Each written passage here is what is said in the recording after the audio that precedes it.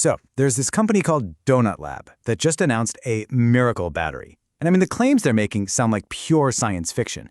But when a bunch of online investigators started digging, they uncovered this incredible story. A story of amazing technology, really weird business decisions, and a ton of unanswered questions. So today, we're going to break down what's really going on behind Donut Lab's so-called solid-state battery. All right, first things first, let's look at the claim itself.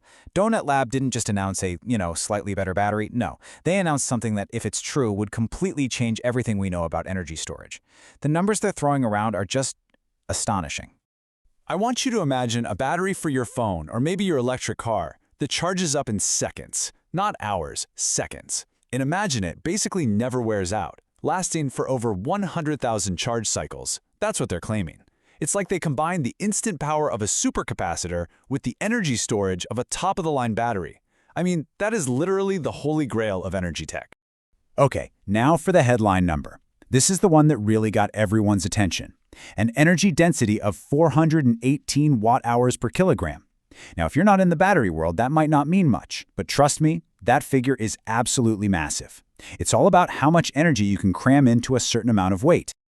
To put that into perspective for you, a really good lithium-ion battery today, the kind you'd find in a high-end EV, sits at around 270 watt-hours per kilogram.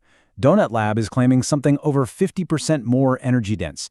That means way more range for electric cars, longer life for your phone, all in a lighter package. It's a huge deal. So, naturally, when you hear claims this big, you get a whole wave of skepticism. Tech communities, especially over on Reddit, they immediately went into full-on detective mode, trying to figure out if there was any real science to back up what just sounded way too good to be true. And really, the whole investigation boiled down to one simple question. Was Donut Lab sitting on some kind of world-changing secret? Or was this just another startup blowing a lot of smoke to get some attention? The hunt for the truth was officially on. And then, they found something. The online sleuths actually found a huge piece of evidence, something that suggested there might be some real, honest-to-goodness, groundbreaking science behind all this hype. They uncovered a patent. But here's where it gets weird. The patent wasn't filed by Donut Lab, it was filed by a Swedish company called Holyvolt AB. All of a sudden, the mystery got a lot deeper, because this patent describes a flexible, solid-state battery that seems to match Donut Lab's claims almost perfectly. So, the key to this whole thing is something called a solid electrolyte. Now, in a normal battery, you've got this liquid that lets ions move around, but that liquid can be flammable, it can leak, it's not ideal. A solid-state design gets rid of that liquid and replaces it with a solid material. It makes the whole battery way safer, a lot more durable, and you don't have to worry about fires. The patent also lays out this super clever and probably really cheap way to make these things, screen printing. I mean, it's pretty much what it sounds like. They just print the layers of the battery, the cathode, the solid electrolyte, and the anode, one right on top of the other. It's a process that's really easy to scale up, and it could make these batteries way cheaper to produce.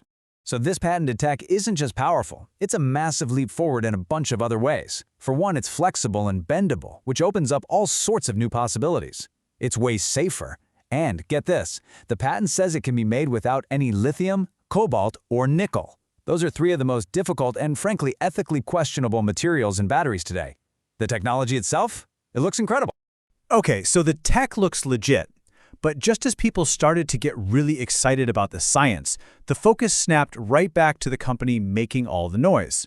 If this patent from Holyvolt is so amazing, why is Donut Lab, a company nobody's ever heard of, the one bringing it to market? And that's where the wall of doubt really started to build. This quote from one of the Redditors digging into the company really says it all. You see, Donut Lab went to CES, one of the biggest tech shows in the world, and they didn't have a working battery to show anyone. All they had was a 3D printed plastic box, a mock-up. And the red flags just kept piling up from there. People looked into the CEO and found links to other ambitious projects that never really went anywhere. The company's offering a really short 5-year warranty, which makes zero sense for a battery they claim can last 100,000 cycles. And maybe the biggest question of all, why on earth would the patent holder license this potentially trillion-dollar technology to a tiny startup instead of, say, Tesla or Samsung? None of it was adding up.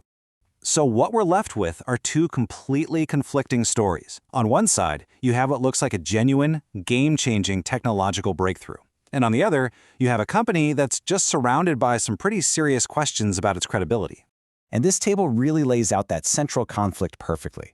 The technology described in that Holyvolt patent is everything you could ever want in a next-gen battery. It's powerful, it's safe, it's eco-friendly, and it seems cheap to make. But then you have Donald Lab, the company promoting it, and they have no physical proof, a pretty questionable track record, and a business plan that has experts just scratching their heads. So, where does that leave us? Well, it seems entirely possible that the science here is real, like actually revolutionary. But all the evidence also suggests that the company itself might be more hype than reality. So the ultimate question isn't whether the tech is possible, it seems like it is. The real question is whether Donut Lab is the company that can actually deliver it. And for that, well, I guess we'll just have to wait and see.